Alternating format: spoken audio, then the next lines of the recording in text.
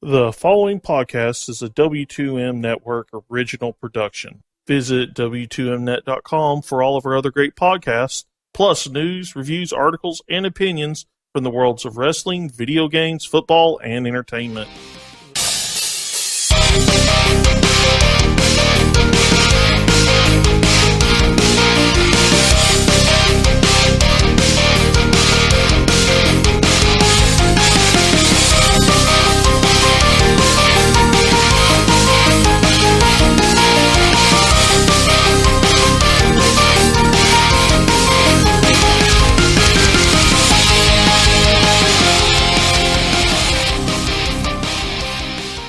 What's up, everybody? Welcome to episode number 32 of MMA to the Max. I am your host, Robert Taylor, as always. And today, I am joined not by Joseph Hudson. Unfortunately, he had a scheduling conflict. I am instead joined by the guest host of Phantom episode number 30 that we had alluded to previously in episode 31 and 30 itself, Mr. Derek Bowe. How you doing today, Derek? Doing fantastic, man. Yeah, I was present for the Carmen Sandiego of these episodes. Damn, you're bringing it old school with that reference. I like it. Always. I used to play that on that game on the old DOS system, the old DOS computers. I used to watch that show. That show was great. It was like after school, and I used to watch it like all the time. It was so good. Like the game show, right? Or the game show they had with kids? Yeah, I remember that. It was on PBS. Yeah, that was a good one, man. I enjoyed that one. It was so fun. Yeah, no, I agree. Thanks for coming on, man. I appreciate it. It was kind of short notice. We were hoping you would be the third person on this episode, but did have that scheduling conflict. Unfortunately, it happens. This is the media world where just sometimes it conflicts with your personal life. So, indeed it does. Yeah, it does. I know that firsthand. But hey, you know what? You're back on finally. It's only took 3 episodes after that Phantom episode. So. Not sure if we're going to get platinum with just the two of us today on this kind of short notice thing, but... we always get platinum. We're at least going to get gold. So there we go. What'd you think about the fights last night? Man, I like the card. I like the card a lot. From top to bottom, honestly, like it was one of those, like I said, going into it, that you kind of just didn't know what you were going to get, but it didn't look nearly as bad on paper as a lot of people were saying that it was. And I was kind of excited about it. Yeah, we talked about it beforehand, and I think it was a good card on paper, in my personal opinion, just for the technical aspects, and it proved to be that. It was exciting. There were some good fights. There were some cool finishes. It was a great card. I loved it. Yeah, and it was an aggravating card because of a lot of the judging decisions. But before we get into that, I actually skipped a very important process and a very important step of the MMA to the Max podcast. Thank you. You get it. You've seen the show, you've watched, you shared it. I appreciate that, by the way. Derek, as I said to Joe, started my own little catchphrase for this. It's a new week, a new drink. What are you drinking this week? I am drinking Smog City's Bourbon OE. It's a bourbon barrel-aged barley wine, and they do it every single year, once a year. It's a special release, and it is absolutely phenomenal. It's straight butterscotch candy. It's delicious. Ooh, god damn, dude, I am so jealous of some of these beers you get. It's absolutely ridiculous. How was that? How was that M4? Or what was it? M4, you know what? Yeah, the M4 was a little disappointing to me. I'm not gonna lie. I was really looking forward to it, as the M2, the M3 were both phenomenal that they'd done. M4. So how it came out was a lot of honey up front, which I was cool with. I don't mind the sweetness of it. I like dessert stouts; they're good. But so what happened was, right in the middle was some super bitter coffee that was like overly roasted. You ever had like overly roasted coffee where they burn the beans? I totally get it. It's Starbucks coffee essentially. That's what Starbucks is. But I mean, this is Moisture Coffee we're talking about here. Moisture Coffee, if you're familiar with it, is some of the best coffee you can get. It's phenomenal. So whoever roasted it did a poor job, and it came through really bitter cut right through the honey, which didn't bounce. It was like having 2 different beers, to be honest, because then I got honey on the back end again, and it was just like, what the hell's going on with my palate right now? Yeah, that's so cool. It was a rough experience. Yeah, I kind of tend to stay away from those bitter coffee stouts. I look at the label specifically, and if it's like bitter coffee, I'm like, nah, I'm good on that. I don't even want to try it. I'm sure it's great. I'm sure it's good, but the idea of a bitter coffee. I mean, I'm new to stouts as it is, so. Well, that's the thing, though, is like it shouldn't have been bitter. It should have been a real nice, deep, like earthy roast. not bitter. And so whoever roasted it just completely fouled it up, and it ruined the beer for me, unfortunately. That's a shame. That's a damn shame because it sounded really good when you were telling me about it. I was really jealous that I Hey, it's all wasn't good able to though. swoop on it. So it trades really high, right? Still, the price is really high. I traded it for some plane tickets to Dallas. There you go. There you go. Boom. You can't beat that, man. You can't beat that. On my end Can't beat of this show, my drink of the week is one that we've had before, or at least I've had before. It was a beer of the week before when we did one beer of the week for the episodes on the audio portion only. It is the Garage Brewing Company's Marshmallow Milk Stout. Obviously, just judging by the name and description, that is a dessert stout. They even recommend a chocolate hazelnut type dessert pizza they create at the brewery, which is, to me, basically sounds like Nutella pizza, but I'm sure it's more than that. They recommend pairing it with that whenever you go down the brewery. I'm definitely checking it out pretty soon. However, this is easily becoming one of my favorite, not only stouts, because it is so delicious, you can really taste the marshmallow, but it's easily becoming one of my favorite breweries, and it helps that it's pretty local in Temecula. Temecula, California, for anybody that listens, not local. So, cheers. Right. There we go. Cheers. And while we're cheering, let's just dive right into it, man. UFC 222, excuse me, Cyborg versus Kunitskaya. Originally supposed to be Holloway versus Edgar. Finally, we came so close. Unfortunately, Holloway had to pull out for the very first time in his entire career, which is absolutely ridiculous when you think about it. The man's durability. Like you were saying, man, on paper, people were not excited about this card. They were not happy about it. They just did not, I guess, see the point in paying the now raised price for HD of $64.99, I think. Right. Exactly. I mean, even Amazon Prime that is now showing the fights, it's to non-Prime members, so it's still $64.99, no bonus, anything like that. Yeah, like you said though, the card from top to bottom actually, even that though they're, I think the more as like it set the record for most split decisions in a UFC event, or at least tied it. It was still a really entertaining card. Even those decision fights were entertaining, no matter how sloppy they might have been. And that's one fight in particular I was talking about. Yeah, for the most part, I think we both know what we're talking about as far as sloppy goes. But yeah, it was a good card from top to bottom. And there definitely were some questionable judges' calls on there. And our favorite heartwarming judge, Miss Adelaide Bird, was probably the culprit in one of them. But it is what it is. I can't, talking about Adelaide Burt, I can't help but notice during the broadcast, especially during the Fight Pass prelims, how little fucks Joe Rogan gives anymore when it comes what he's saying on camera, because he was talking shit. He had a comment with DC. DC was like, "She's a very nice lady." He's like, "Yeah, well, so is my mom. I don't want her judging fights." Like he's either higher during the events than he's ever been, or he just knows he's almost done and out, and that's Jimmy Smith's there, and he gives zero fucks. Joe knows he's untouchable. Yeah, exactly. He knows he's untouchable. He knows what he is to the company. He knows that, he can pretty much get away with a lot. And so he kind of just says what he feels like he says. I personally love Joe. I think he's awesome. And he's completely right in this sense as well.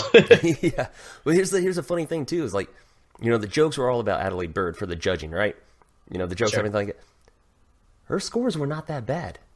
She had one dissenting that, you're like, okay, but I could see the Yoder. Which one she had.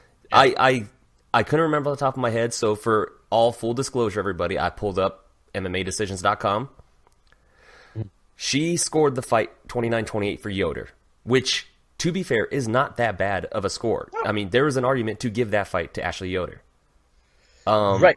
Yeah. Personally, I was like, I had actually had it for Yoder until Mackenzie Dern got that takedown at the end of round 3. Absolutely.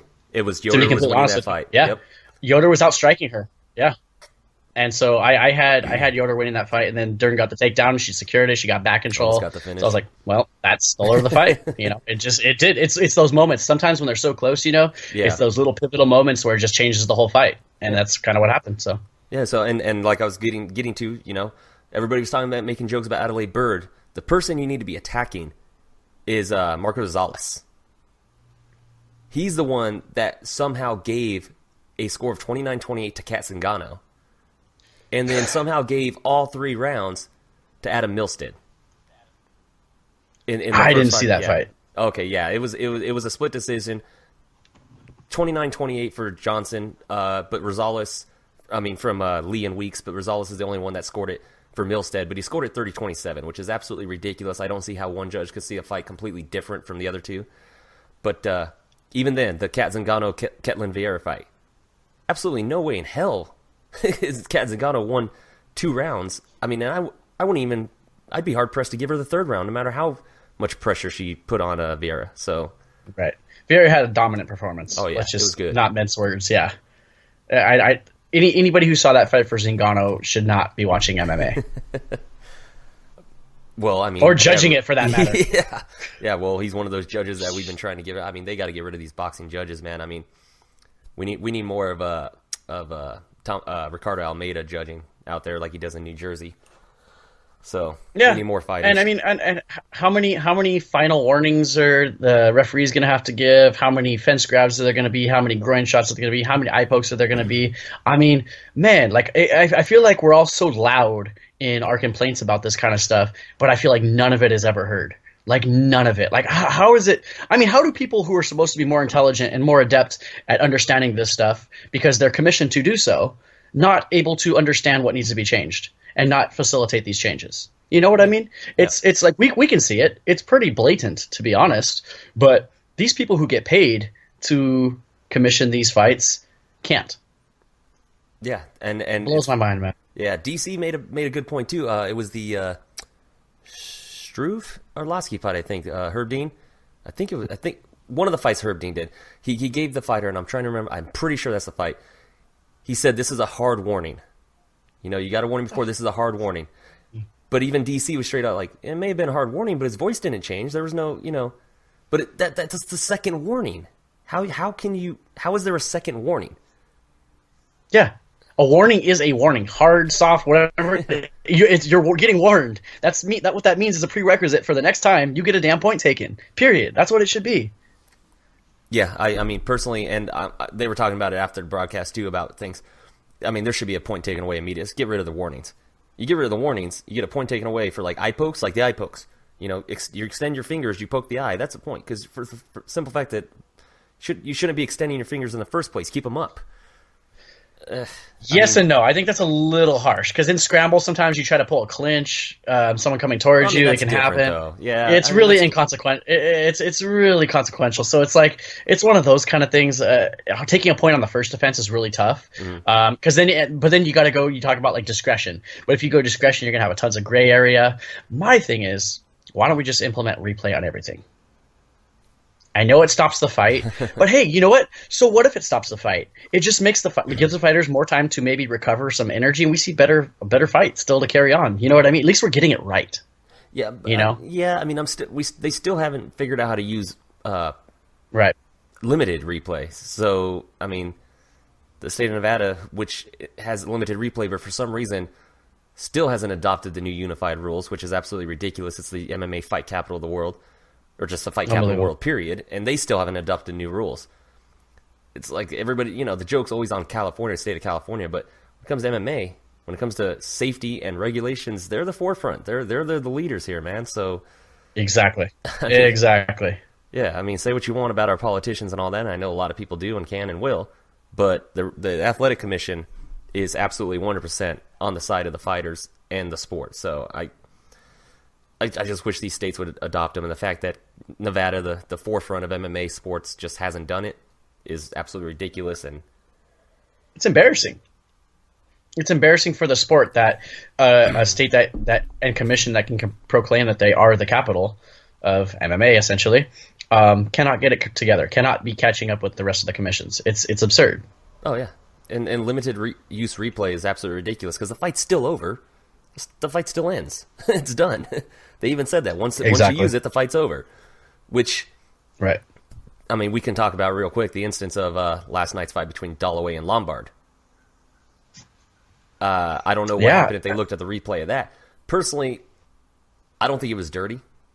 I mean, he got kicked the entire round. He was getting kicked in the ribs, catching it, and immediately throwing that 1-2 counter. And at the end, he gets kicked in the ribs again, catches it. The 1-2 counter gets popped off. To me, that's muscle memory.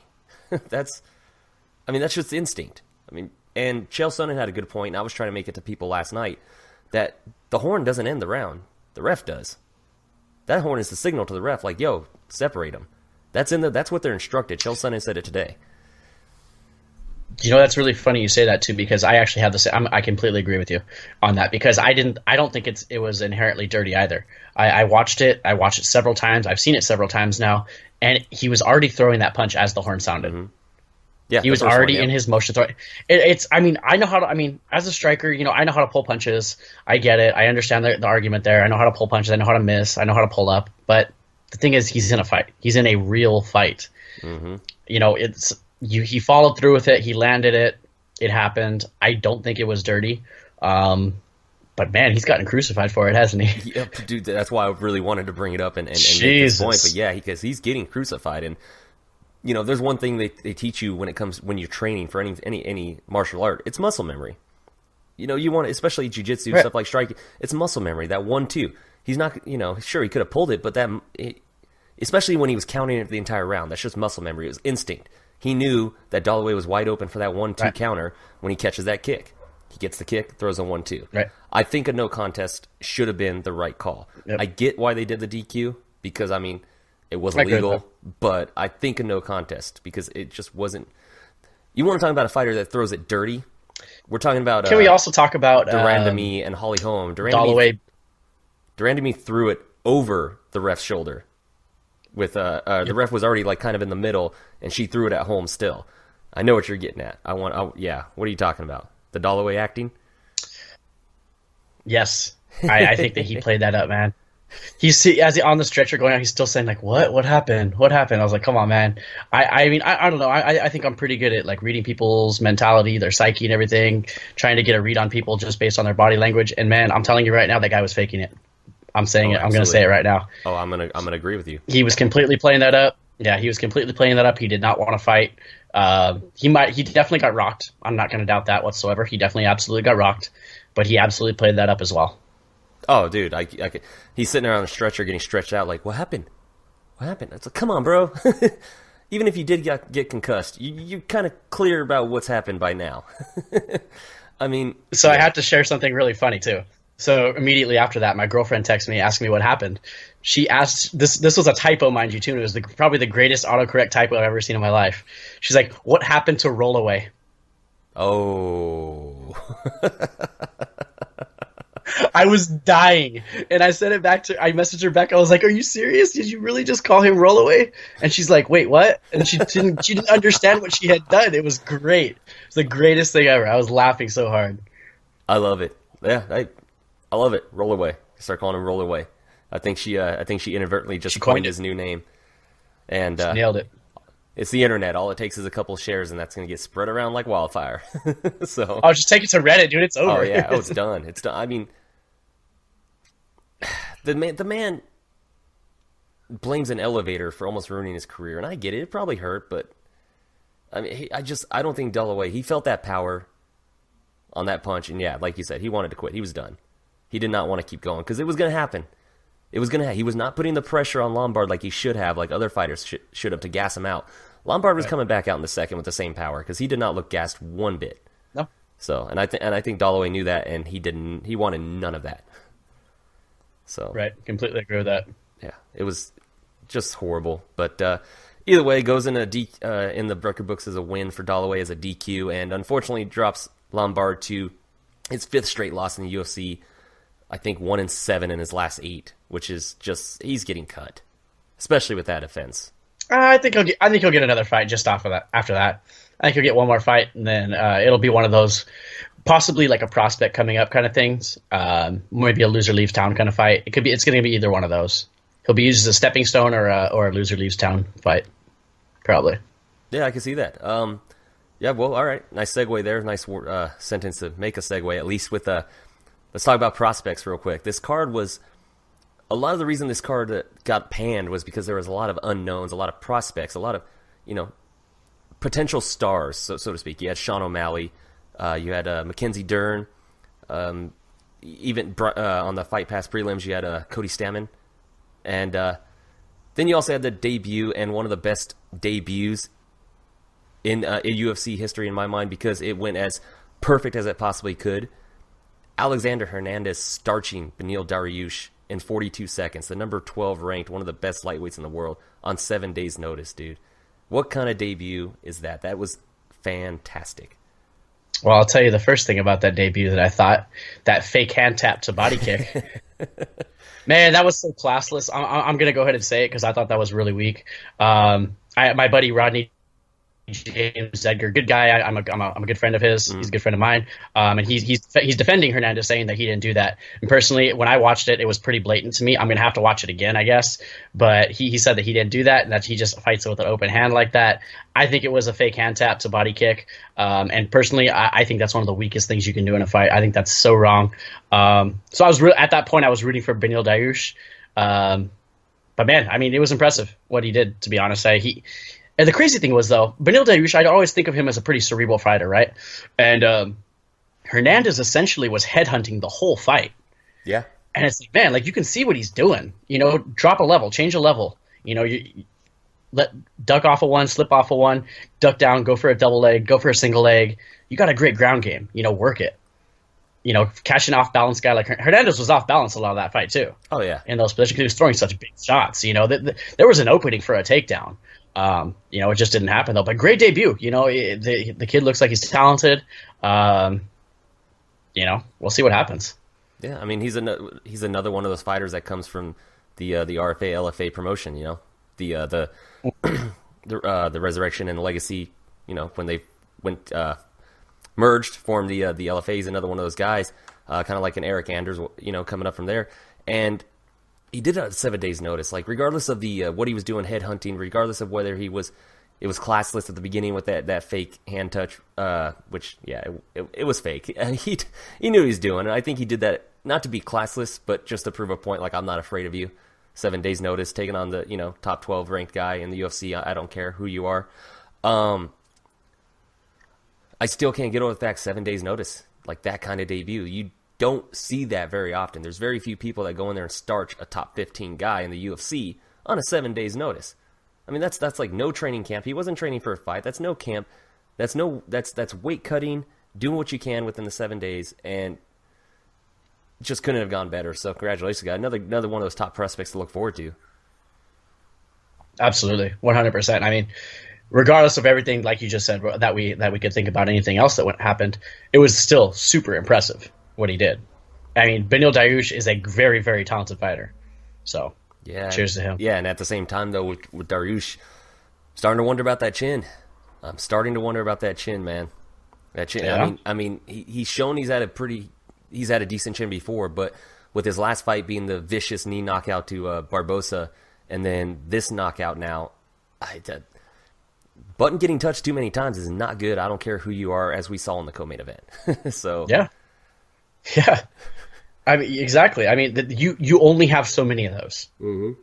It's just like in the NFL with concussions. Oof. You know, you only have. I mean, that's a super touchy subject. We're going to go down a rabbit hole if we start talking about that, obviously. Yeah. But I was going to say, has anybody woken up Cooks to let him know the Eagles won the game or what? Yeah, Jesus. I mean, yeah, we're going to venture down a rabbit hole, but I mean, essentially, you know, it's one of those things, man. You only have so many of those, and once you ran through your full allotment, that's it. Yeah. It's gone, you know, and it might be gone. We don't know. Chuck Liddell can easily attest to that. Chuck Liddell, right. Easily, by far. Admittedly, it was a very good shot that he got hit with. It wasn't a tap, you know what I mean? It wasn't something that you're like, oh, yeah, he's got no chin anymore. It was like, okay, well, it was a good shot. Yeah. But yeah, you're right, though. You never know. You never know if Dariush is going to have it his next time out or not. Yeah. It's something I'm gonna look for, because it's not just the shots he's taking, it's just the way he crumbles, man. Some other guys, that shot would have wobbled, but yeah, it just put him straight out. I mean, it was a shorthand punch, so it wasn't like full on. From what I remember, I don't know. I was drinking last night. It was pretty clean. it was a good left down the chute. I'll give him that. It was a solid. I just remember seeing him crumble, and on the replays, I saw the shot, but then but then, you know, later on the Arlovsky-Struve fight happened, and I was fighting to stay awake. So.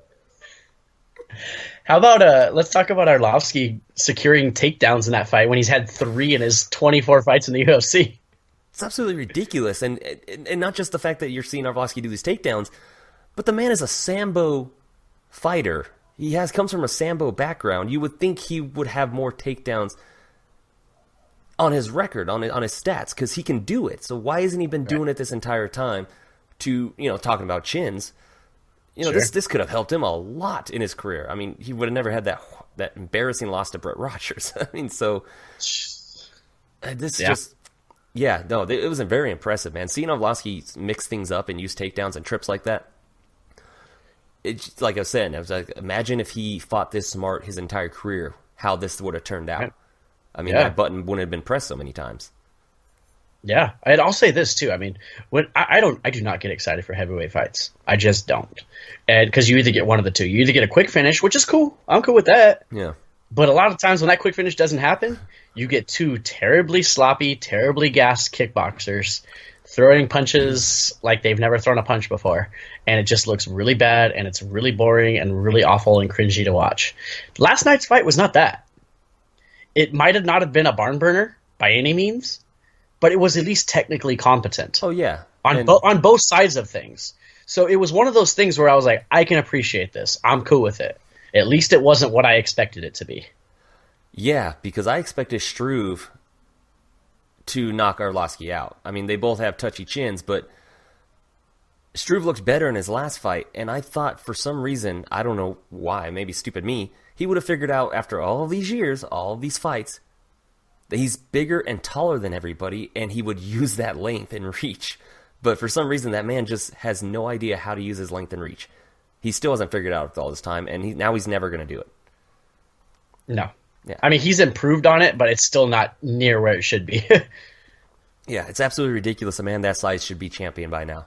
Like, I mean, because he's got the skills. He's got the jiu-jitsu. He has the striking power. He's a skilled fighter, yeah. He's the only person to stop the current champion, the GOAT heavyweight right now. I mean, think about that. That's how good that he can be. That's how much talent he has. He just can't figure out how to use it. Nope. So it's one of those things, man. You know what it is? He's probably one of those practice gods. One of those guys who just kills people in the training room, just exemplifies those strengths and abilities all the time. But when the lights come on, it's just one of those things, man, you know? That's a good point. I'm just That's spitballing. fair. I'm speculating. Don't quote me on this, guys. I'm totally – but it's probably one of those situations. I would not be surprised if it was, you know? Yeah, no, absolutely. I can actually completely agree with that, man. That's a good point. That's a fair point. Let's talk about people real quick. We're talking about prospects and like this whole card. Is Andrei Sukumtov the dumbest fighter to ever step foot in the UFC? That what he did right there was up there with Thiago Alves versus Martin Kampmann. I already know where you're going. Martin Kampmann. Yeah. Oh my god. It was up there with that. It was very close to that one. I was thinking like, man, that was really stupid by Sukumtov. I was like, that was really stupid by Alves too. I was like, man, who wins the bottom feeder award of this one? To be fair, at least the difference is Alves was winning his fight before he made the dumb mistake. Right. Sukumtov had the chance to win his fight because this fight was over. Yeah. It was over. The fight was over. If he would have just kept it standing, the fight was done. As soon as O'Malley couldn't stand anymore and he showed the ref, that was a TKO loss. It was done. I can't believe he did it. I just... His corner was imploring him, like, dude, back off. Stand up. Get up. They were yelling at him. He just kept going for the takedown, giving O'Malley the option to just lay there and not put pressure on his foot. What kind of... I don't know. If you're in Sukumtov's in his shoes and you get back to the locker room and you watch that fight back, like, what goes through your head? I mean, yeah. What goes through your head exactly? Like, he's got to be the most regretful person right now. Just like, what was I thinking? You know, all he had to do. I mean, like you just said, it's not like his corner wasn't telling him to. My God. But you know, one aspect of this fight that I thought was kind of interesting going into it, and I even said it on my pre-fight show. A lot of people that I respect in this game, their analytic ability, were picking Sukumtov, and I'm sorry, I did not see any reason to pick Sukumtov in this fight. Yeah. Why? I mean, if you look at their just their technical ability alone, it was just a squash match. This was a showcase for Sean O'Malley. Easily. And I saw people picking Sukumtov, and I was like, "Are you guys fucking kidding me?" Like what fights have you guys been watching? What footage have you watched? I was gonna say, I think it's the anti-hype crowd that was doing it, honestly, because they They thought it was too soon and all that stuff. And I don't know, maybe some of the people were going off of Sukumtov's past reputation. Like they mentioned on the broadcast, he was the number 1 ranked bantamweight in the New England area. Before he came to the UFC, he was, and maybe they were thinking, it was just too much too soon. But he hasn't done anything in the octagon to prove that this would be too much too soon for O'Malley. He's a brawler with limited technical ability. That's what he is. Yeah. And you look at a guy like O'Malley who's so creative, so good. I know his debut maybe left a lot to be desired, but all you got to do is watch. You know what I mean? You just got to watch his ability, watch the way he fights. Yeah. The guy is so creative, he's so talented, and I was like, man, like I literally said that. I was like, I don't know how people are picking Sukumtov in this fight. I don't get it. Yeah, no, I agree. I saw a lot of people doing that, and I completely agree as well.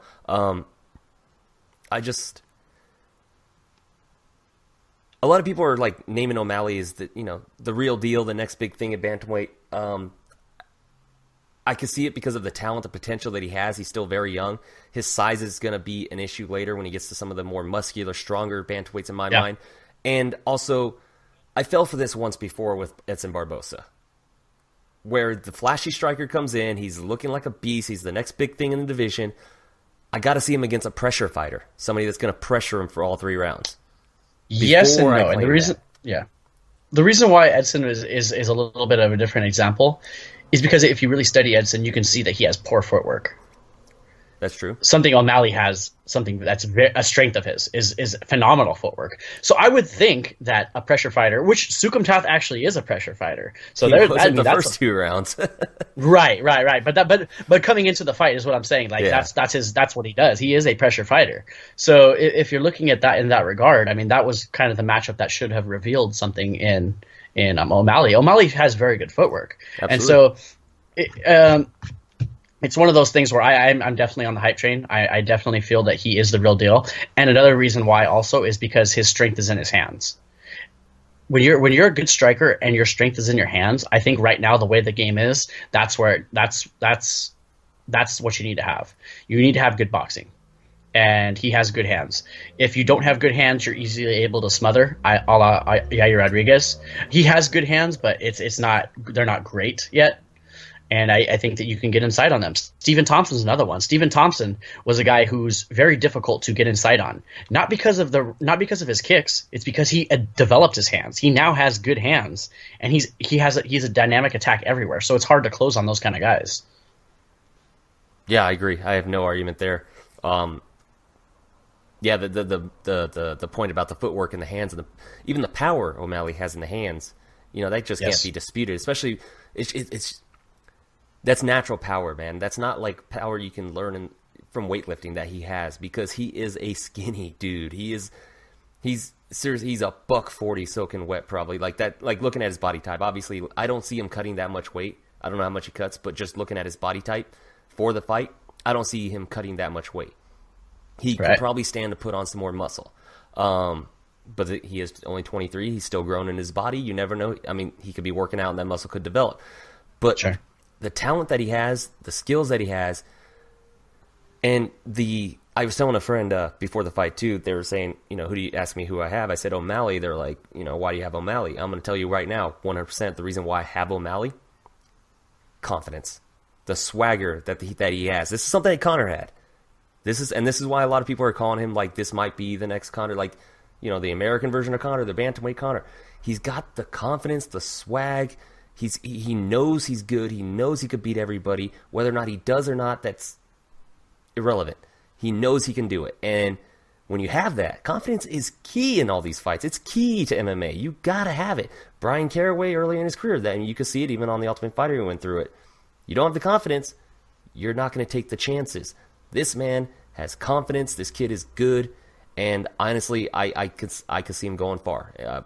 I honestly can. I got to see him against the pressure guy first, like be pressured all 3 rounds. But the swag he has. This guy walks by Kat Zingano, was like, damn, Kat, you looking fine. Like, Jesus, man, she's so much bigger than you, dude. Just being able to walk by a girl like that, just and say, man, I like it. I prefer if he would have fought with his afro. But, that's personal. But personally, that's a personal preference. I don't like the tight braids that he had, but... Yeah, I mean, I like what he brings to the table. I really do. I think he seems to have good cardio as well. That's another thing. Yeah, that fight there was a lot of output in that fight. He threw a lot of strikes in that fight, and he seemed to have the same kind of cardio in the last round as he did in the first round. That was something I looked for as well, because if you don't have cardio and you're a flashy striker, you're going to get torn out. You're going to get ground down. It's going to be one of those things. But he shows a lot. I think that fight was very revealing, to be completely honest. Mm-hmm. And I'm all aboard, man. I really am. I'm excited. Dana White confirmed that it's not a broken foot. So fantastic. I mean, if it was like everybody was fearing and was looking at, it was about 6 to 12 weeks of recovery time, and then after that, doing getting back to training, see what he could do. But yeah, it looks like it's not broken. So kind of curious. I didn't really read what it was, so kind of curious. But either way, he won't be out that long, so that's good. They need to get this kid back on pay-per-view. Maybe a Fight Pass main event against another bantamweight guy.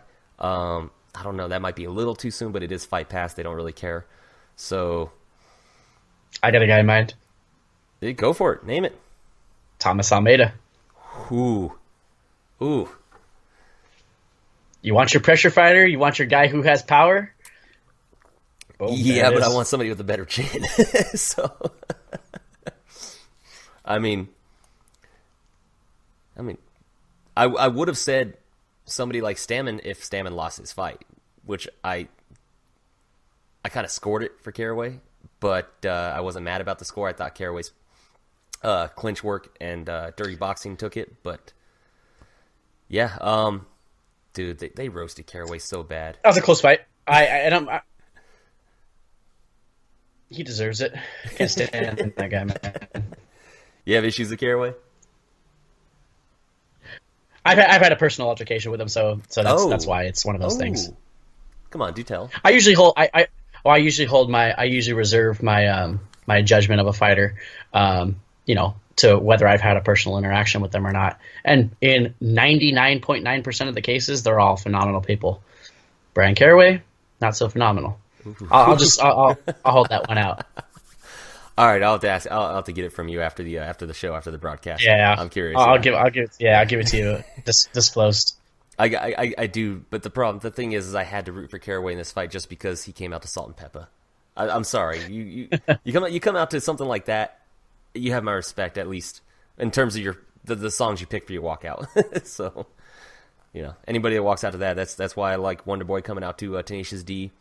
Oh, that's fantastic. Yeah, yes. Sam Nalvey coming out to Soul Sister. So, I mean, it's just these things. I mean, you do not know how many times Jordan Killian and I tried to get Sam to change his song. We're like, bro, what are you doing? Like, get the song, change your song. Come on. What are you doing? Why are you getting him to try to switch it? That's amazing. Come on, man. You're going out to punch somebody's face in, man. Come on.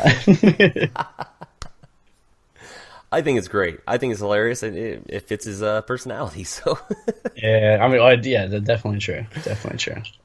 All right, so main event of the preliminary card on Fox Sports 1. What did you think about Mackenzie Dern? Her much hyped UFC debut. She had the one fight in Invicta. UFC called her up, said, you know what, we need her. We're looking, basically, without even saying as much, they said we need the next Ronda Rousey. We need her stat. Mackenzie Dern, super hot. I know you've made your preferences known, but the majority of MMA fans, super hot, great body. World-class jiu-jitsu, absolutely phenomenal ground game. This is a girl that beat Gabby Garcia, which is ridiculous to even think about because of the size difference. Sometimes technique overcomes size, but for the most part, in today's world, 2018, no, it doesn't. What do you think about her debut, man? Ashley Yoder, it was like a hand-chosen opponent to make her look good. Went to a split decision. She shouldn't be in the UFC. She's not ready. Agreed. And the reason why is not so much that she can't compete with certain fighters in the UFC. It's that she's going to get fast-tracked. Yeah. Sage. Exactly. And so what's going to happen is once she runs up against somebody probably in her third or fourth fight in the UFC, somebody's going to put a bad beating on her because she is absolutely just not ready. And it's not. I mean, it's not her fault. You know, it's the appeal that she carries, and the UFC is looking for, like you said, the next Ronda Rousey. She's absolutely not that. She just isn't. You know, her striking is leagues behind the better strikers of the women's division. Oh, yeah. Her wrestling is not there. That's the problem. See, if she had wrestling and the ability to get the fight to the ground, which that's what Ronda had. Ronda had judo. And so Ronda would look for that uptight underhook clinch and get her fight to the ground that way. So she had means to get the fight to the ground. Mackenzie Dern doesn't have that. She doesn't have the ability to take the fight where she wants it to be at this moment. So that being said, she's relying on very poor striking and a scramble to get herself to the ground. And that's something that you're not going to get against the better fighters in this division, which she is absolutely going to come up against. Oh yeah. Should she beat probably another, I don't know, top 20, top 25 fighter. Oh yeah. I mean, you know? UFC probably, like, knowing them, how they try to fast track people. I said she got saged, but I should have said she got Paige Van Zandt, because, you know, we know what happens when they put her in a main event, and Namajunas beat the fucking hell out of her for 5 rounds before. I mean, think about it. Like you're saying, she doesn't have the wrestling, the takedowns to get it down. I mean, not everybody coming from a jiu-jitsu based background like that could be a Damian Maia, where his takedowns are ridiculous for somebody that is a jiu-jitsu specialist. You put her against somebody like a Carla Esparza. Esparza absolutely beats the hell out of her, with her wrestling. Exactly. So regardless of what Dern can do off her back, Esparza's just too experienced, and I completely agree with you on that. This was supposed to be. She should have stayed in Invicta. At least for 4 more fights to get seasoned. Yeah. Minimum. Yeah. Minimum. Yeah. And there's a lot of talent in Invicta that she could have kept growing from and still looked dominant, but she would grow. She would get challenged. She got challenged in her first UFC fight, and I think the hype train's dead already. Just because of... I agree with that. I mean, I think the UFC screwed up by pulling her in too fast. I agree with that.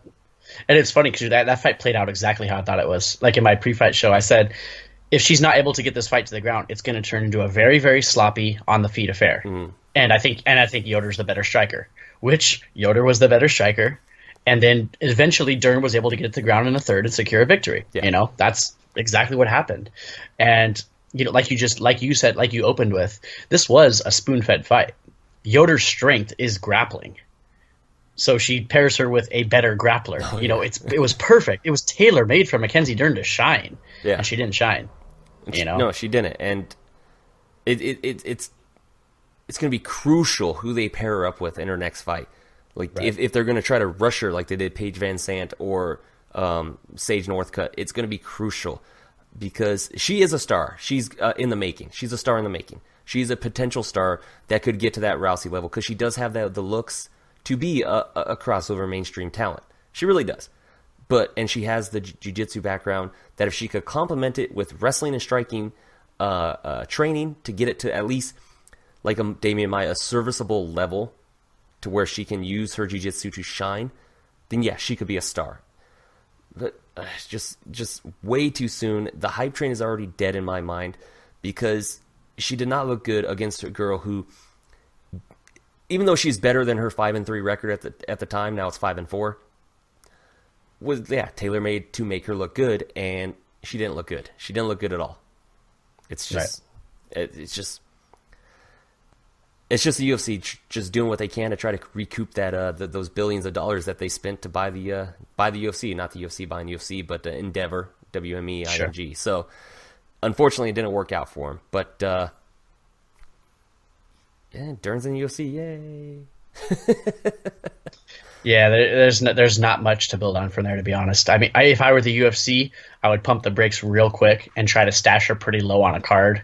You know, let her fight somebody who's maybe like an Alex Chambers, somebody like that. You know, somebody who she could maybe beat. Because honestly, ascending the way that they're probably going to have her ascend, she's going to get beaten her 3rd or 4th fight. Simple as that.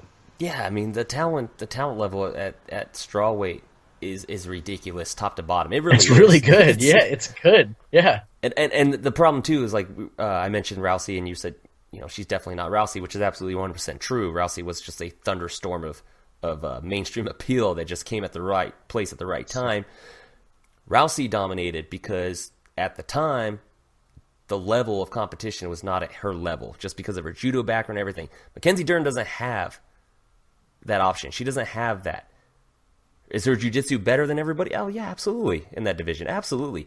But it's not good enough and not better enough to negate everything else that the division has. They're all on her level or better when it comes to MMA. Rousey had that, where she was better than everybody because of that judo. When they started catching up, we saw what happened. Dern doesn't have that option. She doesn't have that ability. Unfortunately, she's going to be a small fish in a large pond of sharks. Yeah. Because that's what the 115 division is. And I also think she better get her weight in check too, because if she's gonna have a tough time making 115, she's gonna do really poorly at 125, because she can't. I mean, she needs to be at 115. She's too small to fight anywhere else, but she's a little too out of shape to fight at 115. She comes in not shredded. You know what I mean? She needs to cut down. Yeah, and also, I mean, I'm not trying to get all man on everybody on the show and all that, but it's harder for her to make that weight with what she's dealing with too, what she's got, what she's got to flaunt. I mean, that's a big thing that she can't help, but she's got to figure out, like you said, a way to get that weight in check. Right. Outside of camps, outside of training, outside of weight cutting. You got to keep that, 24, 365. So, absolutely. But, hey man, let's talk about, we talked about the decision before, the split decision, which was absolutely ridiculous. Ketlen Vieira, still undefeated, 4-0 in the UFC now. She came off that submission of Sarah McMahon, which, betting-wise, that was an upset. McMahon was, the betting favorite at the time. Looking at McMahon's last fight, apparently it's just everybody submits Sarah McMahon. Absolutely dominated Kat Zingano, who was making her long-awaited return. Their words, not mine. I don't think Kat Zingano's that good. She was getting her ass beat by Miesha Tate. That was a bad stoppage by Kim Winslow when she caught Miesha Tate with that one knee, and Miesha shot for a takedown. I don't think she's that good. The hype was with her to the tune that I think she might have been the betting favorite, which is ridiculous in my mind. But she was absolutely dominated. What do you think about Ketlen Vieira? Does she have a chance in the women's 135-pound division? 1,000% yes.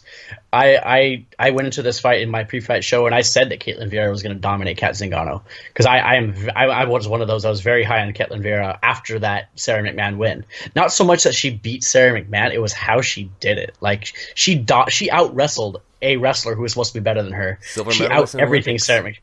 She destroyed Sarah McMahon. Yep. My God. And so I was like, okay, I'm also in line with you on the fact that I believe Kat Zingano has always been a little bit overrated too. Big time. And so I was like, you know what, this is going to be a squash match. I mean, Vieira's going to run into her. I think that, Zingano's only chance was she does have power. So I was like, yeah, if she catches Vieira, maybe something happens, But Vieira has pretty sound boxing. Her boxing's not bad. Mm-hmm. Her hands aren't terrible. They're not Mackenzie Dern hands. And she has very, very good wrestling. She's huge for the weight class. Her jiu-jitsu is really stellar. Oh, yeah. I think – I don't know if she beats someone like Amanda Nunes, but I definitely think she can get herself a title shot. I will say that. In 2018, there's not a lot of people I would pick to beat Amanda Nunes in the 135-pound weight class. She's come leaps and bounds. I don't care what everybody thinks. Like the Kat Zingano-Nunes fight, I mean – if they were to fight today, yeah, and then Nunes just gassed. Yeah, but she beat the hell out of her. Right. So I mean, yeah, I don't think she beats her. I don't think she beats a Holly Holm even. I don't care about what Holly's recent record shows. I think Holly's still one of the best talent wise, striking wise. But she has the chance. Why not just keep pushing her up? Kat Zingano, I think, was still ranked in the top 10. I mean, she was 6th. Vera was 5. I mean, this win, put her against, I'm not sure off the top of my head what the rankings are for the bantamweight division. Obviously, it's Nunes. Raquel Pennington, I think, might be number 4, number 3. I think Bullett's going to be dropped because he's going to 125. So, I think Holly Holm's still up there in the bantamweight division. They never officially removed her. Somewhere. Yeah, she removed. Either way, if they're doing the Nunes-Pennington fight, I don't see anything wrong with Vera being the next title challenger after that. Right. And there's nobody else. Here's the crazy thing, man. Yeah, like you just said, that's the point I was gonna make. Man, how about that 135-pound division just kind of clearing out a little bit, right? Yeah. They're cleaning each other out. That's the problem. Yeah. I mean, Vieira is really the only exciting name in that division right now. Yeah, I would say, yeah, I 100% agree. I can't think of anybody else off the top of my head. Juliana Pena was looking like somebody that could challenge. I didn't think she would be a challenge, but she could. And then, Shevchenko put that to a stop. So, to an end. But why don't we just take the 145-pound division that doesn't even exist, make it a 140-pound division, and have all the 135ers move to 140, and then make one full division about it? I would love that. I'm just actually, not a bad idea. It won't happen. It won't happen. It won't happen. But we're talking about the 35 division, and you bring up the 45 division.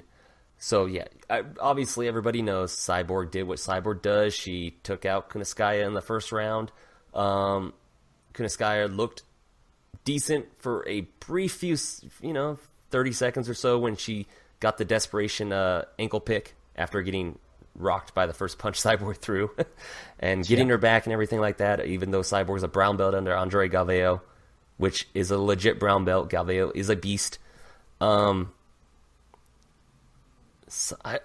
know how the fight went. We know how the fight was going to go. There's not really much to talk about this fight. It's a Cyborg fight, right? I mean, unless you're Holly Holm, you're getting knocked out. Right. I want to talk about the post-fight post-fight interview. And I didn't hear it. Oh, because I was in a loud place. I didn't. So okay, you can help me out here. So okay. Yeah, you can help me out. As I open up my seat, I told you I had to get ice. I knew I was going to get another one. It's so good, man. I drink them so fast. I'm probably going to be like this at the end of the night. There you go. It's so good. But Joe Rogan asked her who was next for Cyborg, because we all know, like you mentioned before, there's no division. It's Cyborg, and then whoever they want to put against Cyborg. Right. Everybody was talking about Megan Anderson. I'm sorry, I love Megan. She stands absolutely no chance against Cyborg. It's just not happening. Nope. Kunitskaya is better than Megan Anderson. I agree. Talent-wise, absolutely, 100%. I mean, Megan has the size. That's it. The size advantage on Kunitskaya. Yeah. So basically, Cyborg said, Amanda, I'm waiting on Amanda now. She said, Amanda called me out, and when you call out Cyborg, you have to handle it. Those were Cyborg's exact words. Love it. I love it. And here's why I love it. As much shit as Amanda Nunes gets because of the pulling out of this Shevchenko fight, because of the close fight with Shevchenko, because everybody forgets how good Shevchenko actually is. Right. She does have the skills to possibly win that fight. Betting-wise, would I do it? Absolutely not, because I do not bet against Cyborg. Would not be surprised if Nunes wins this fight. I agree. My official pick would actually be with Nunes in that fight. Oh, that is interesting. Well, I'll tell you why. Straights versus hooks and overhands. Nunes throws pretty solid straights.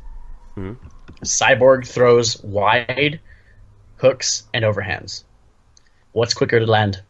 That's a good point. That's a very good point. That is a very good point. The straights, man, and Nunes hits with more power than Cyborg, in my personal opinion. I would assume that would be like a pound for pound power type thing, right? Maybe. Maybe. Well, I don't know. Like her size, she hits harder than Cyborg. I don't know, man. I don't know. Cyborg's not exactly a power puncher. She's a volume puncher, for the most part. I mean, she showed some pretty good power last night. I will say that. Actually, I was actually impressed with that overhand that she threw, because it looked like it had some real pop on it. Yeah, it did. But I generally hold Nunes' power a little bit higher than I do Cyborg's.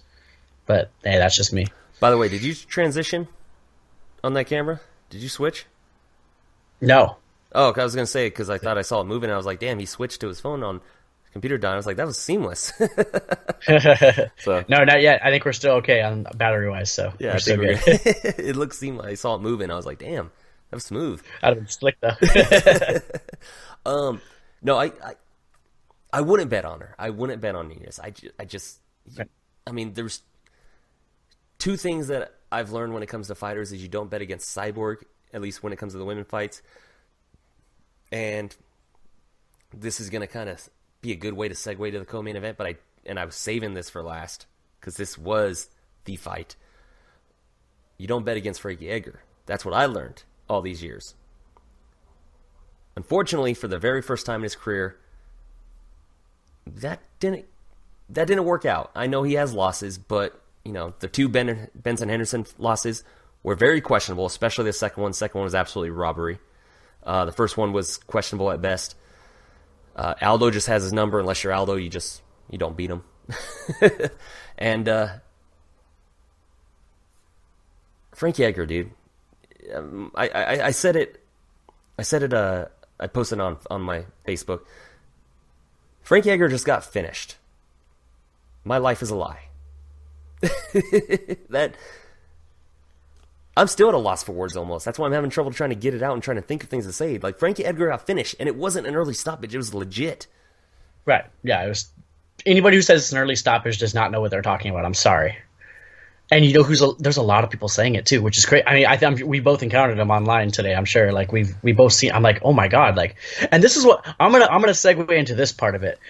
And this is a lot of Frankie Edgar fans bother me, like big time, because they're always like, oh, he can't be finished. He can't be finished. This and that. And it's like, you know what, guys? Like, what do you want? Like, especially today. Do you want him to die? Do you want exactly. Like, do you want the guy to fucking die? Like, he's got a family, man. Like the dude was completely sideways and stiff. Yeah, like he was, and he was getting hammer fisted. Like, what do you do? What? Thank you. He was stiff, dude. Like he turned to the side, but he didn't turn because of his own volition. It was the punch, the hammer fist that Ortega landed on that caused him to turn. He was stiff. This is not the same as Frankie's other fights where he gets dropped by a Gray Maynard, where he rolls and then he's stumbling. He's getting dropped multiple times, but he's still rolling and stumbling. He was out. He was done. Yeah. There was no question. It would have been dangerous to let that fight continue. That was absolutely. a great stoppage. Absolutely. It was a perfect stoppage. Now, anybody that said that they saw Frankie Edgar getting knocked out by Ortega, shut the fuck up. Shut up.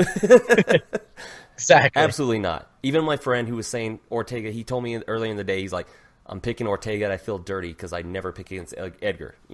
It's hard to pick against Frankie. I mean, especially against prospects. He shuts them down.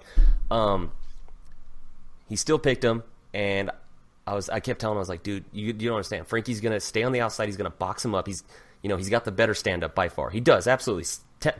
Technique wise, skill wise, sure. Frankie's still the better. He's one of the best boxers in the entire. And he was sport. He was outlanding Ortega before that. Oh, easily sticking and moving, doing what Frankie does.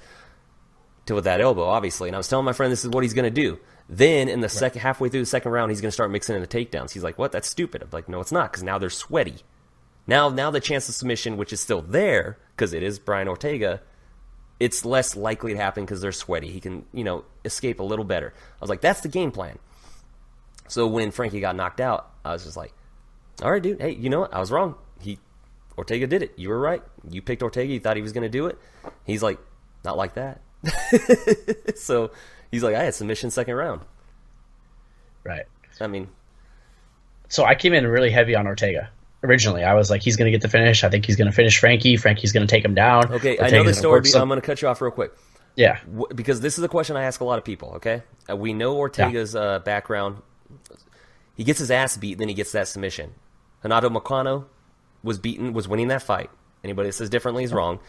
Clay Guida winning that fight. I mean, it's just what happens. Right.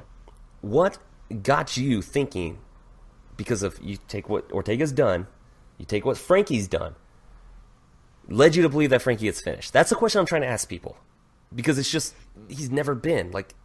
Well, that's why I flipped my pick. Okay, all right. That's why I flipped my pick, because I came in heavy on Ortega and I was like, you know what? I think he's going to do it again. I think he's going to lock up something. Frankie's a great wrestler, but there are openings to. Ortega creates his own openings. He does that. You know what I mean? He's fantastic off his back. He's probably the best off his back in all of MMA right now. And so just to really think about now.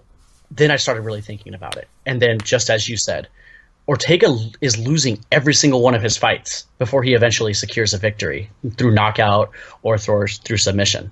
So it's always a comeback victory. Yeah. And it's against guys that are not as good as Frankie Edgar. Not even in the same ballpark. Right. So then I was like, what am I doing? I got to go with Edgar here. Edgar's going to do the same thing that all these other guys are doing, only he's not going to give Ortega that opening to get the finish because he's just better. He's just a better fighter. And so I went with Edgar. And wow, that's all I got to say. Wow. Yeah. I will say he was this. out on his feet. He really was. Yeah, for sure. I will say this. There's one thing that I noticed differently about Ortega last night. His footwork was a lot better. He was a lot more light on his feet and less plodding than he usually is. He usually cuts off the cage decently well. He moves forward pretty well and cuts angles pretty well, but it's not really agile. It's kind of plodding. This time he was pretty light on his feet. He looked a lot quicker and a lot more agile last night than he normally does. I mean, obviously not as quick as Frankie, but I mean, who is? Sure. I mean, I kind of here's the crazy thing about this. You look at the stats, the tail of the tape before the fight started. Moicano was 1 inch taller, I think. Or not Moicano, I'm sorry, fucking brain fart. Ortega, according to the tail of the tape, I think he was like maybe 1 or 2 inches taller, right? Oh yeah, right. According to what they say, and 1 inch of reach, which the reach I could believe. Frankie does have pretty long for his size, right? But in the fight in the cage, there's not a chance in hell you believe that, and it leads me to believe that something I've held deep for a very long time, that even though Frankie was fighting at lightweight, he finally dropped down to featherweight. The dude's a bantamweight.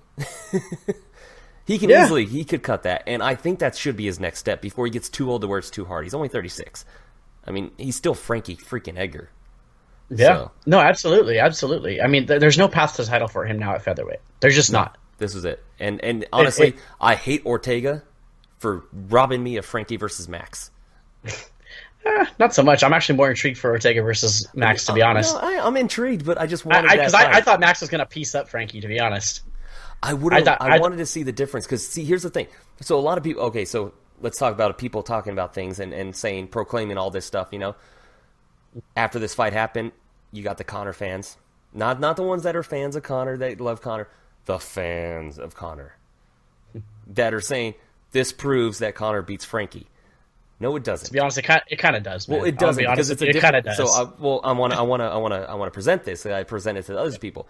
It doesn't. You can't use this fight as a gauge to say that Conor beats Frankie if they ever fought it at 145, because Ortega's a completely different style to defend. Frankie would be able to mix up those takedowns from the very beginning, like he did against all of his other opponents, because he's not afraid of that jiu-jitsu threat from Conor like Ortega. Now, of course, if it stays standing for very long, Conor probably knocks him out like Ortega just did, right? I mean, I'm not stupid here. Same thing with Khabib. If Khabib keeps standing for fucking 5 minutes, Conor wins that fight. So, yeah. But I gotta touch on that. I don't think it proves. I think it proves that Conor can hurt him. But Conor and Brian represent two different like stylistic matchups for Frankie. Whereas Frankie was afraid to just mix in his takedowns from the beginning because of the jiu-jitsu threat when they're dry. Conor wouldn't present that, so Frankie might mix up those takedowns really early. I don't know, man. I think that Conor's takedown defense is vastly underrated, to be completely honest. I think that when he got taken down against... I mean, he had a hurt knee against Mendez. Anybody who's ever wrestled before, you just can't sprawl on a hurt knee. You just can't. Very flatly. And that's kind of how I feel about that. So I think Frankie closing distance would have been in big-time danger against Conor. But you're right in the sense that proves is a strong word to use. Yeah. I think because the fight just didn't happen. You can't have proof of something that hasn't happened. It's a hypothetical. Anything's a hypothetical, you know, so you're definitely right in that sense. But I definitely feel stronger about the fact that Conor would have KO'd Frankie based on what we saw last night. I will say that. Which is fair. I mean, it's fair. I mean, people could feel stronger, but yeah, my issue was the people saying, oh, this proves that good thing that fight never happened. No, it doesn't. I mean, styles make fights. It's just, you know, I mean, because Frankie might have taken Conor down immediately and shot instead of, you know, like Ortega, because then he'd be afraid of the dry submission threat. I mean, that was my point. So people saying that it proves it, just stop. Do you feel better that Conor could have knocked him out? Yeah. Okay. Yeah, sure. Circling back to the whole Max thing, though, I think the Max Holloway-Frankie Edgar fight would have got a lot very similar to the Aldo fight, to be completely honest. Both of them. I think Frankie would have had a tough time getting the takedown. Mm-hmm. I think Max would have been able to stand at boxing range and beat Frankie there, to be completely honest. So I'm actually more intrigued by the fact of Brian Ortega fighting Max Holloway, because I think there's a different intangible in play now. There's a real threat of a finish here. Oh yeah. No, you know, so I think we're looking at a much more intriguing fight. I think Max, honestly, is a better Moicano, because Moicano and Max, they're very similar in the style that they fight. Yeah. Actually, if you look at the way they fight, let's no, not. Moicano's a very good fighter. Yeah, very good. No, he's very good, very, very good. Yeah, he's not just decent; he's a super talented fighter. But I think this could have easily been him if he didn't shoot in for that takedown. Honestly, let's be honest here. Right. No, absolutely. So we're looking at a better Moicano, somebody who is beating Brian Ortega. Facing Brian Ortega now, and man, I love this fight. And let me tell you, as soon as that fight gets booked in Hawaii, you best believe I'm booking my plane tickets right away. Right away. Do you really think that's going to happen? 100%. I don't see it happening. I do. In Hawaii. I do. I definitely do. Man, so real quick, I just want to ask, if you're BJ Penn and they finally book a fight in Hawaii, are you just sitting there like, fuck you? He'll fight. Yeah, he will. If he's smart, he'll move back to 155 and fight. Thank you. I'll be honest, for all full disclosure. The third fight with Edgar, BJ Penn, the training video dropping down to 145. Good Lord. I fell for it, and that's my BJ Penn fandom. I fell for it, and I never fell for it again. When he came back for the I jumped on board. On board. I went to that fight live. I was there. I was practically ringside for the fight with my friends for that Ultimate Fighter finale. And as soon as he came out, stand straight up, I was like, okay, BJ, I'm done. You're like one of the greatest in my mind because of your badassness. I will say he's not one of the GOATs in MMA because of the fact, and this is coming from a BJ Penn big fan, he was kind of like Rousey, head and shoulders above the talent at the time at the division, and he wasn't as good. He's not as good as he was for that talent level at the time, because now that the talent level's caught up, he's not even top 100 in my mind of all these people out there. So that's just a little side tangent on BJ. Uh-oh. I think our battery's going. Hold on. Uh-oh. We might have to switch. Uh-oh. Here we go. This is the switch, ladies and gentlemen. This is the switch. We're waiting on him. He warned me that his computer battery was going to go down. He was going to switch over to his phone. So here we are. We're talking about, it's happening towards the end of the show, so that's cool.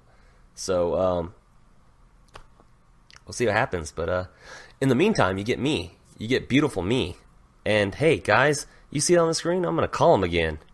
I'm going to call him Mr. Derek Bowe.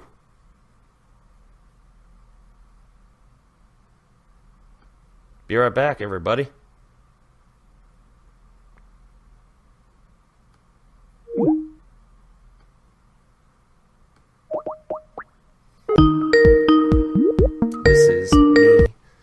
This is me. All right. Well, we're going to set this up again. There we go. Can you see me? You don't have a camera on, but hey, man. There's a nice, smooth transition. There we go. There we go. Boom. I'm not editing that. I actually ended the Skype call to call you back. I'm not editing it. It's staying in. Beautiful. Hey, we knew it was going to happen. It's all right, man. Yeah. I was like, shoot, here it goes. It happens. How long have we been going for anyways? It don't matter. It's been fun. A little over an hour. So, there's no fight coming up next week, man. There really isn't. Yeah, we got a week off, yeah. Which is crazy to me. So I'm actually going to be able to go out and do something.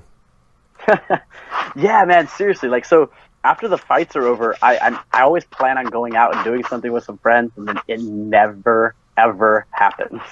It's hilarious. I know exactly how you feel, dude. I know exactly how you feel.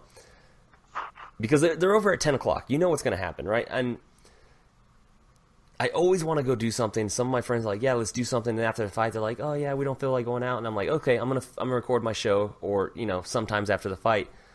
And half the time I end up just sitting there waiting for somebody to text me back when I'm like, oh, fuck, dude, I could have been just playing video games or something. Like, I'm sitting here waiting. I'm not trying to get into a game because I could be waiting for you people to get back to us. Or to me, right. I should say. There is no fight coming up next week, but since you're on the show, and I'm trying to actually bring it up to get the fight card real quick. So, for full disclosure, everybody, I am doing a Google here to get the Wikipedia card. I want to get your thoughts on the fight night 2 weeks from now. The Werdum versus Volkov.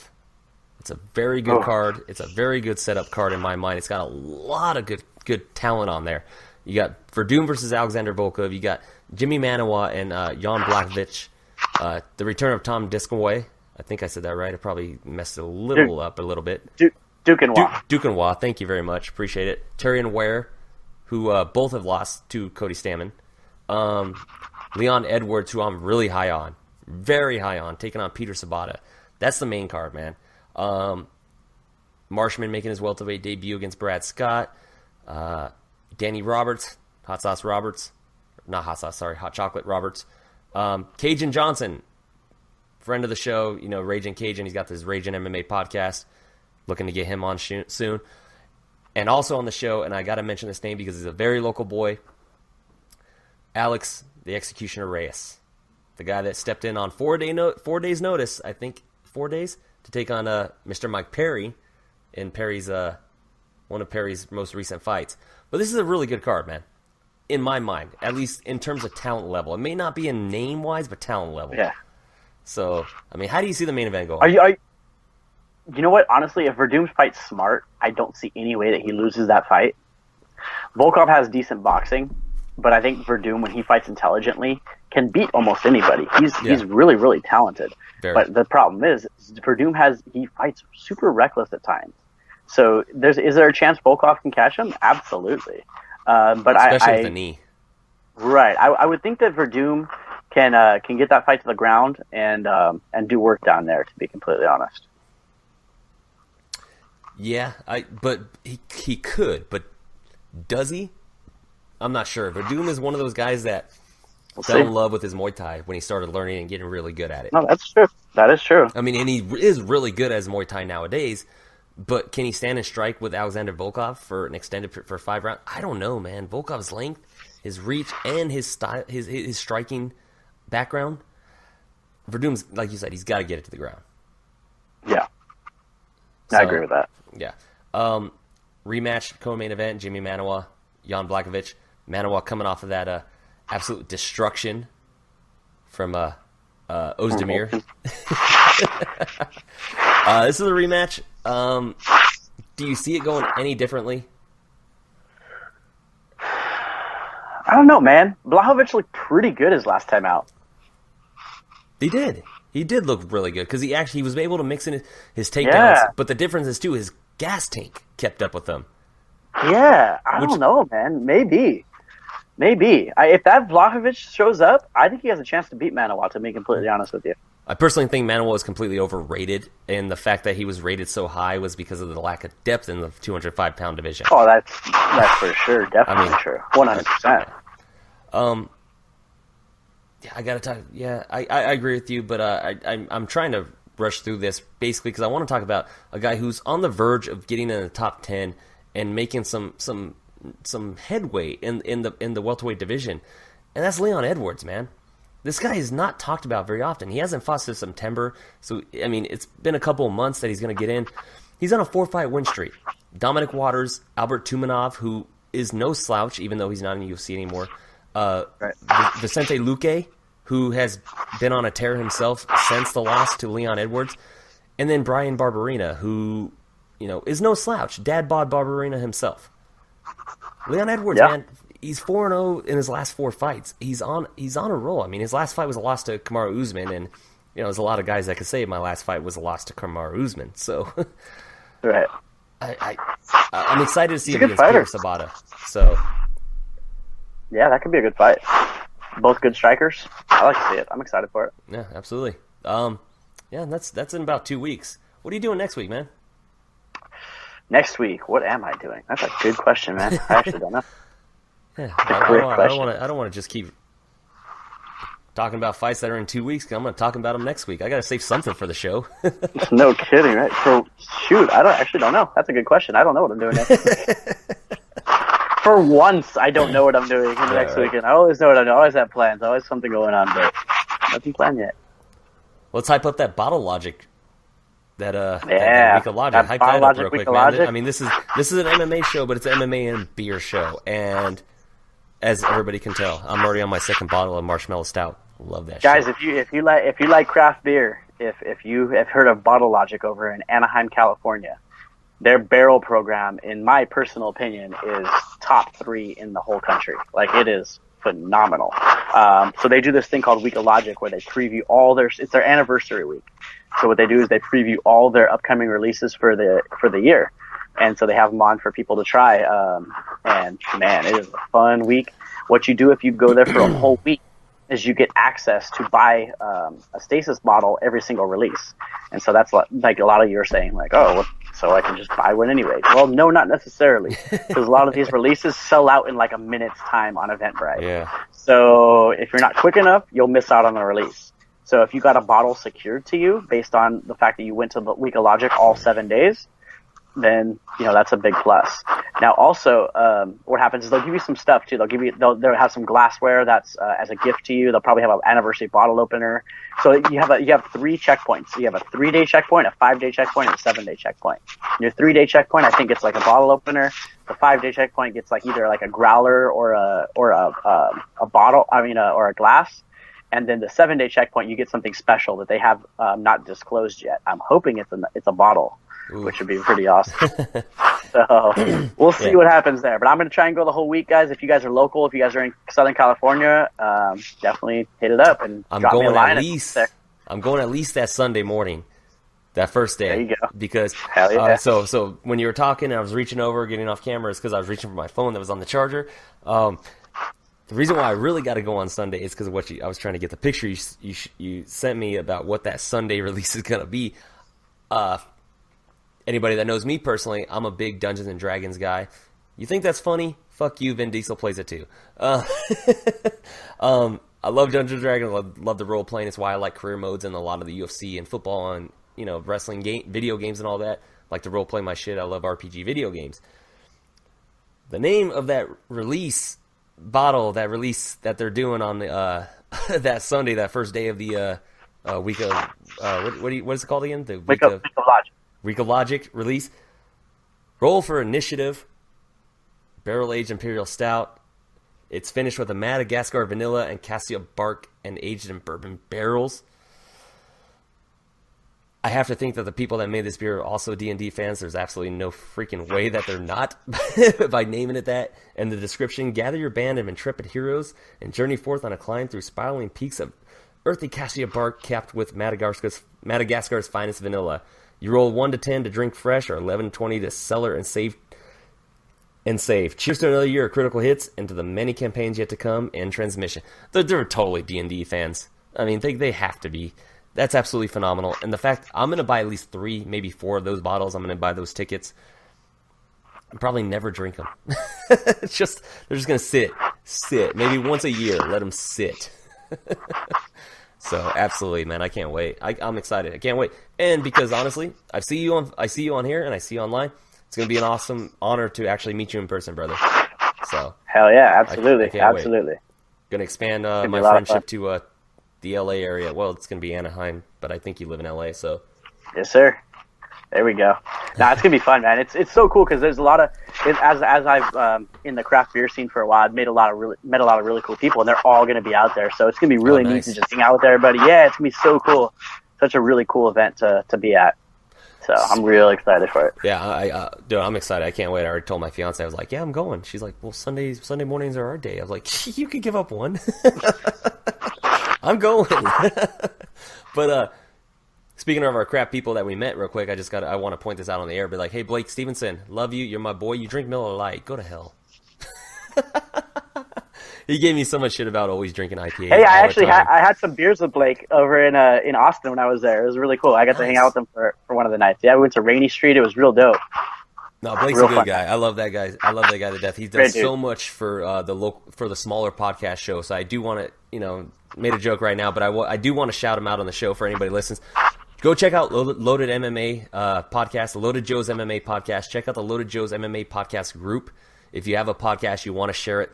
Blake Stevenson's the owner. He is all about helping and lifting everybody's show up. The man is the reason why I'm doing video now on the show. Or I should say Joe and I, even though he's not here on this episode.